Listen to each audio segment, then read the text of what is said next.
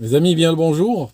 Tout d'abord, j'aimerais vous annoncer la création d'un nouveau canal d'histoires extraordinaires parce que je vous en ai raconté quelques-unes récemment. Si vous regardez mon canal, tous les quelques mois, je racontais une histoire parce que j'aime bien ça, mais c'est aussi un exercice de narration pour moi. C'est important parce que quand on fait des vidéos, eh bien, ça vient du cœur, c'est de l'improvisation, tout ça, mais il y a comme des éléments techniques.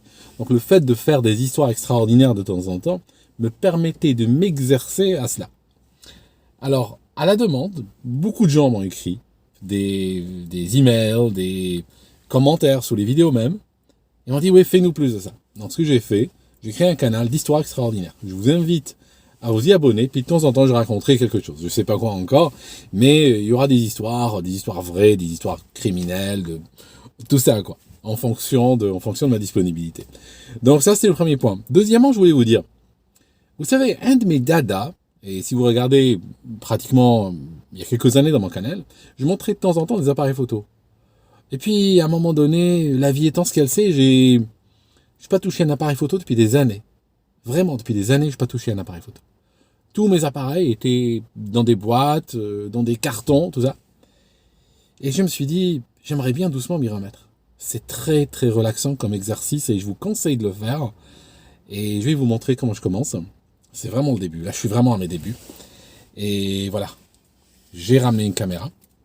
D'accord? J'ai ramené une caméra. J'ai pris de sa boîte. Et celle-ci a une caractéristique très particulière. C'est le Nikon F5. C'est le Nikon F5. Alors, le Nikon F5, waouh! Ouais, c'est parti. Quelques photos sont déjà parties. Alors, le Nikon F5, c'est une caméra qui fonctionne avec des films. Il y a beaucoup de gens de 20 ans là, qui vont dire mais c'est quoi? Qu'est-ce qu'il nous sort lui? Alors écoutez, je vous montre un truc. Avant, les iPhones, les téléphones, tout ça, on travaillait au film. Là, je vous montre, ça c'est un film noir et blanc, Ilford HP5. D'accord? Je vais l'ouvrir, je vais vous montrer à quoi ça ressemble. C'est passionnant comme truc. Et en fait, avant, eh ben, on utilisait les films. Le film, c'est pas ça, hein. Ça c'est juste la boîte dans laquelle il est. Le film, c'est ça. Voilà. Donc, il ressemble à ça. Ça, c'est un film qui a expiré depuis très longtemps, qui a été mal stocké, qui était dans un endroit très chaud et tout ça. C'est un film qui va partir à la poubelle. Je ne vais pas l'utiliser. Mais je voulais juste vous montrer un petit peu, si je me rappelle, comment on charge cette caméra. Alors, Nikon F5, le Nikon F5 est une caméra qui était à l'époque une caméra de paparazzi. D'accord, c'est une caméra de paparazzi, une caméra de journaliste, de gens qui voulaient choper l'événement sur le vif. Alors, ce qu'elle fait, c'est, elle utilise un film. Elle utilise un film. Et je vais vous dire ce qui est extraordinaire avec les films. Alors, le F5, tous les boutons sont protégés. Ça veut dire que, par exemple, le on-off, si je fais le on-off ici, il est coincé, il bouge pas. Il y a un petit bouton là, il y a un tout petit bouton, vous voyez ce petit bouton-là, qui permet de débloquer le on-off. En fait, tous les boutons sont bloqués. Ce qui permet, en fait, quand cette caméra est rangée dans un sac et qu'après elle est sortie pour prendre rapidement un shot, ça fait que les boutons n'ont pas bougé en attendant, hein, parce qu'il n'y a rien de plus terrible. Deuxièmement, quand on la laisse on, comme je l'ai fait là par erreur, elle est on depuis hier, elle s'éteint jamais. S'il faut finir les piles, elle finira les piles, mais jamais elle va s'éteindre. Le but, c'est toujours, si je suis en train d'attendre quelqu'un qui va sortir et je dois filmer ça, il y a un événement particulier qui arrive, c'est pas au moment où je veux filmer que je réalise que par économie de pile, elle s'est éteinte et puis j'ai perdu le shot à 10 000 euros. D'accord, donc c'est super pro. C'est vraiment conçu pour les pros ce truc. Alors, ce que je vais faire, je vais l'ouvrir. Donc je vais l'ouvrir, il y a cette manivelle et il y a un petit truc là. Alors avec les deux mains, voilà, c'est fait. Je vais tirer ça. Hein, vous voyez, je vais tirer ça.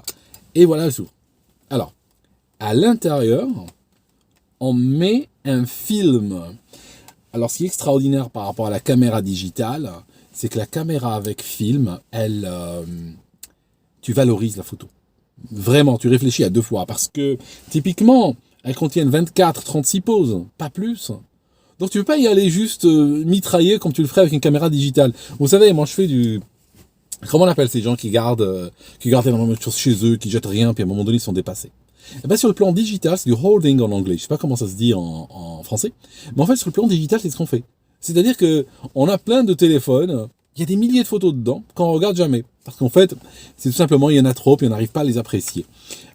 Pour vous dire un truc, quand je faisais les mariages, pour vous donner un exemple, quand je faisais les mariages à la caméra digitale, j'ai une autre équivalente en digital, eh bien, je prenais, selon les mariages, selon leur longueur, selon ce qui se passait, bien entendu, ça change d'un événement à l'autre. Je prenais, tenez-vous bien, devinez, essayez de deviner, je prenais entre 3000 et 5000 photos dans une journée de mariage. Après, bien sûr, c'était des jours de travail pour les nettoyer, pour les isoler, tout ça. Et même si le client, in fine, recevait 150, 200 photos, eh bien, elles étaient sorties d'un lot de 5000. D'accord? Parce qu'il faut vraiment mitrailler comme un malade. Si tu vas à un mariage, et puis tu reviens à la maison, tu as 200 photos, ça va pas aller. Parce que dans tes 200 photos, c'est de la chance, on a 5 de valables. Surtout que le mariage, c'est pas toi qui contrôle. Ça veut dire, les gens sont pas en train de se marier pour que tu prennes la photo.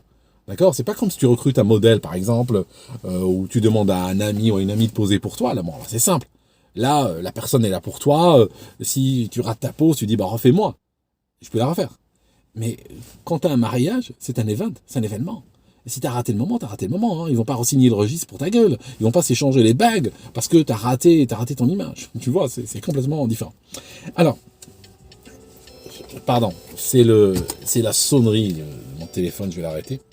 Donc, je disais que quand je prenais avec celui-ci, de temps en temps, quand des gens appréciaient ce genre de photos, je prenais quelques photos avec la pellicule. Et ça, c'est vraiment un monde différent parce qu'on apprécie beaucoup mieux la photo parce qu'on réfléchit à 2 fois avant de la prendre. Alors, je vous montre.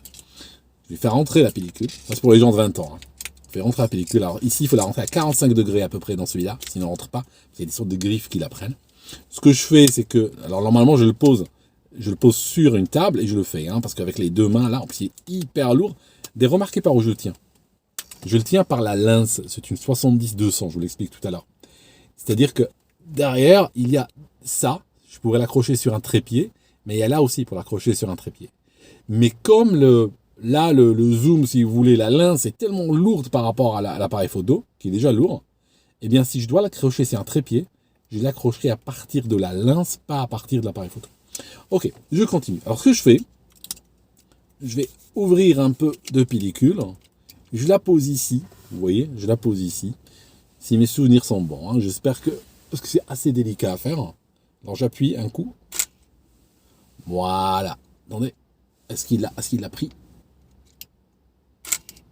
Voilà. Attendez, je vais peut-être la pousser un peu. Pas beaucoup. Alors, il faut juste trouver le bon coup. Hein, regardez. Donc, je l'engage, mais pas trop. Après, ce que je fais, je ferme. Je vous montre autre chose après. Je ferme. Clic.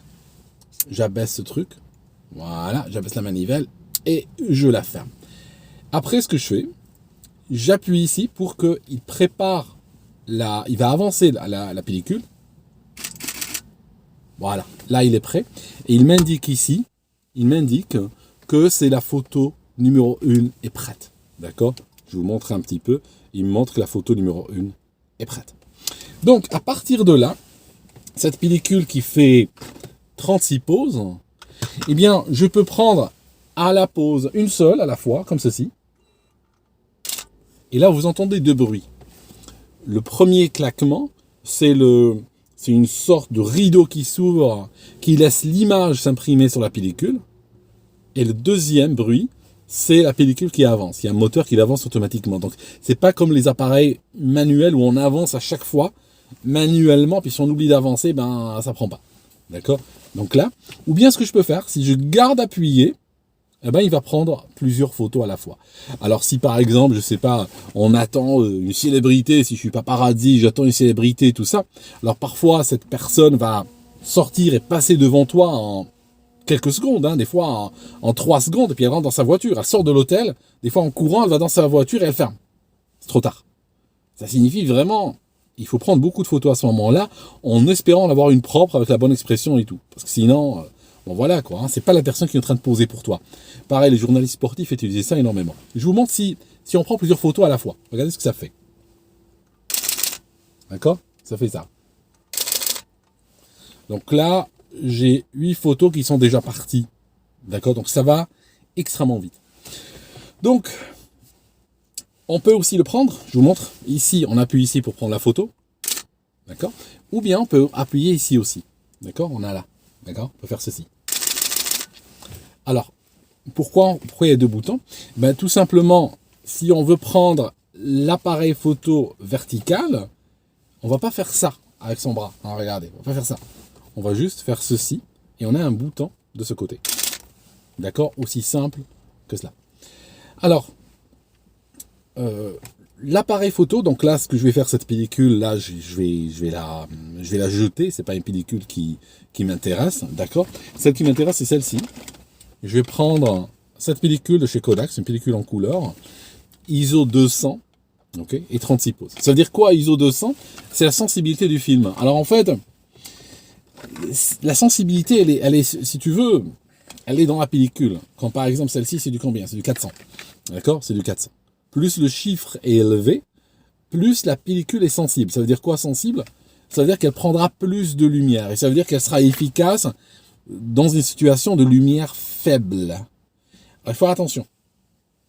Quand l'ISO augmente, pratiquement comme dans un téléphone portable ou une caméra digitale, quand la sensibilité augmente, la qualité de l'image diminue. Ça signifie au bout d'un moment, on commence à avoir une image avec des grains. À ISO 100, on n'a pas de grains du tout. L'ISO 100 est pratiquement aussi pur qu'une image qui sort d'une caméra digitale. ISO 200, on ne les voit pas. C'est une bonne balance. Mais plus on monte, plus on commence à les voir. Donc là, si par exemple je ne sais pas, par exemple j'ai été une fois, j'avais pris cet appareil en Algérie, et puis j'avais utilisé une pellicule, c'est au mois d'août, j'ai utilisé une ISO 100, et franchement, avec la luminosité qu'il y a, tu peux tout faire avec une ISO 100. Vraiment, j'aurais même voulu avoir plus bas, d'accord? Donc, mais là je suis en Angleterre, on est au mois de février, il fait gris, donc je vais plutôt m'orienter vers du 200, qui est déjà peut-être même pas assez pour ce que j'ai envie de faire, mais ça va. Alors, ce que je vais faire, je vous raconte. Je vais prendre cette caméra, je vais prendre des photos horizontales et verticales. Vous savez quand est-ce qu'on prend la photo verticalement? Ben, on prend la photo verticalement juste après avoir pris la photo horizontalement. D'accord? Parce qu'on ne sait jamais. On ne peut jamais savoir vraiment. Et puis il y a un truc, si je peux vous donner un petit conseil, hein, ça commence à me revenir doucement quand j'en parle, il faut éviter, dans la vie de tous les jours, de prendre des photos comme ceci. Regardez, comme ça. Parce que quand on prend des photos en regardant constamment ici, en regardant constamment dans le viewfinder, eh bien on va les prendre à hauteur humaine. On va constamment prendre des photos à hauteur humaine et on va se conditionner qu'à des angles que finalement notre corps peut nous donner. Donc on est debout, on est droit, on peut se pencher un peu si on veut, mais ça limite à peu près, ça limite le scope de genre d'image qu'on peut prendre. Alors que si par exemple, pas avec celle-ci, avec une plus petite, si par exemple je suis en train de parler, je suis dans un mariage, je rencontre un gamin sympa, je suis en train de lui parler comme ça, il me montre une poupée, un truc comme ça, tu vois, je suis en train de... C'est fini, la pellicule terminée. Donc ce que je peux faire, je prends une photo sans nécessairement regarder. Si par exemple il y a une mariée qui est en train de marcher, je peux être en train de marcher devant, en train de courir devant, avec la caméra au ras du sol, et puis pendant que je m'éloigne, je prends des photos. De toute façon... c'est fini, cette pellicule. Vous voyez ce que je veux dire? De toute façon, ça va donner... il y aura peut-être plus de photos gâchées, si vous voulez, mais avec le temps, on arrive à le faire très bien, il n'y aura quasiment pas de photos gâchées, et on aura des angles uniques, des angles qu'on ne voit pas tous les jours. Et ça, ça ouvre le champ, et ça permet de sortir un petit peu de ces photos, de ces cadrages classiques. Alors, là, il y a deux boutons à l'arrière. J'ai celui-ci et celui-là. Et il faut appuyer en même temps pour qu'il rebobine la pellicule. Alors, comme c'était fait pour des pros, il était dit que ça permet de changer la pellicule.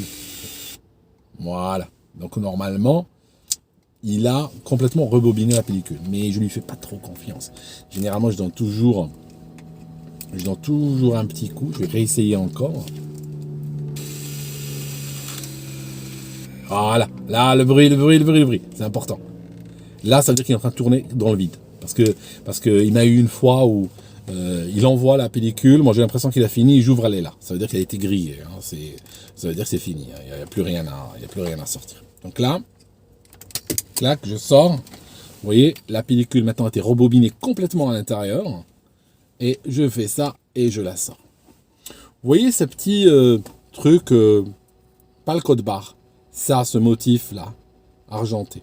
Ce motif permet à l'appareil, grâce à des détecteurs qu'il y a à l'intérieur, je vais vous montrer peut-être un peu mieux, il y a des détecteurs à l'intérieur, vous voyez ces trucs dorés là, ces trucs dorés à l'intérieur, eh bien ces détecteurs permettent à l'appareil de lire ceci et lui permettent de savoir quel genre de pellicule est à l'intérieur et donc régler automatiquement la sensibilité. Régler donc l'ISO si vous voulez. Okay, donc ce que je vais faire, je vais prendre une pellicule et je me pose un défi. Je vous ferai une autre vidéo avec les photos.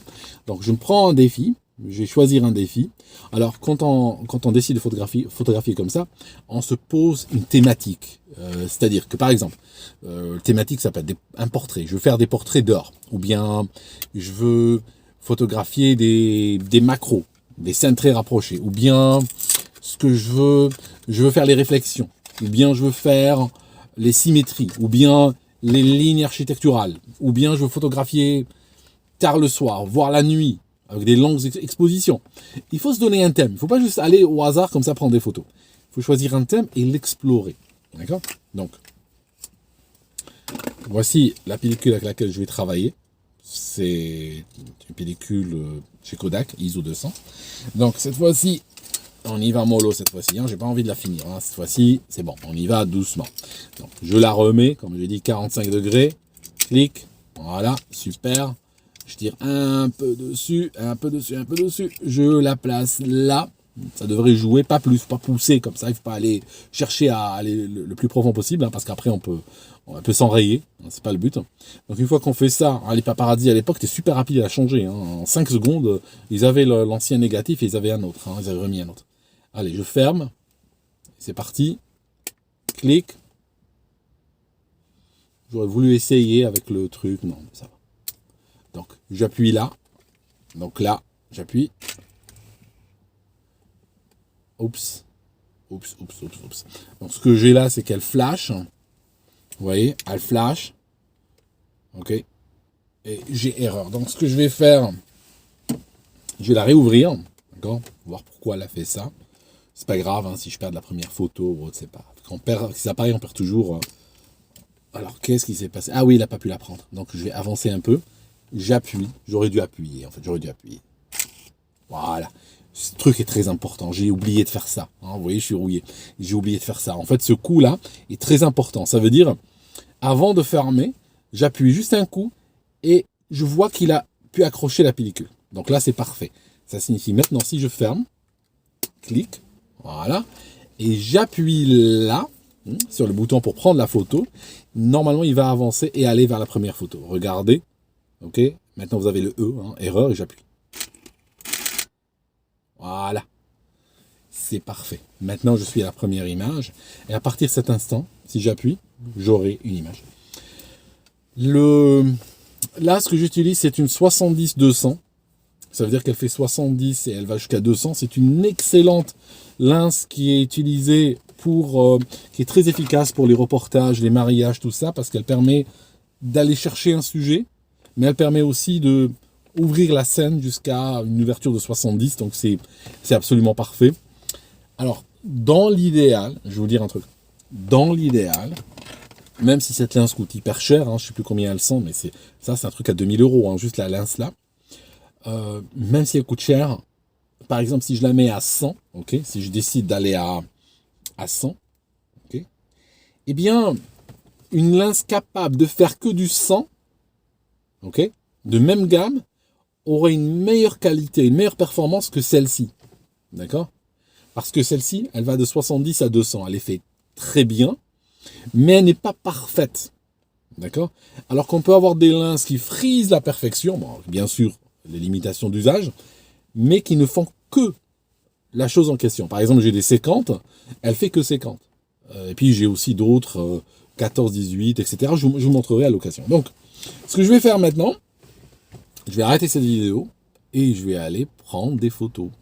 Et les photos, je vais vous les montrer dans quelques jours. La raison, c'est que, une fois que j'ai fini, je vais avoir juste un négatif. Je dois l'envoyer au lab. Il doit le développer pour moi, l'imprimer. Je vais leur demander de scanner aussi. Ils ont des scanners très performants. Je vais leur demander de scanner. Et je vous ferai une autre vidéo pour vous montrer ce que ça donne. En tout cas, c'est vraiment, j'ai la nostalgie de ces choses-là et j'aime bien je vous ferai avec du digital, bien entendu, plus tard, mais j'aime bien l'idée du négatif parce que ça a quelque chose, il y a un contact avec la photo, un contact complètement différent que ce qu'on pourrait avoir avec le digital. Et vous allez voir, c'est pas la même chose que prendre les photos avec son iPhone, hein, je vous le garantis. C'est autre chose, c'est toute une autre dimension. Voilà mes amis, je vous laisse ici et à suivre dans la prochaine vidéo sur la photo. À très bientôt.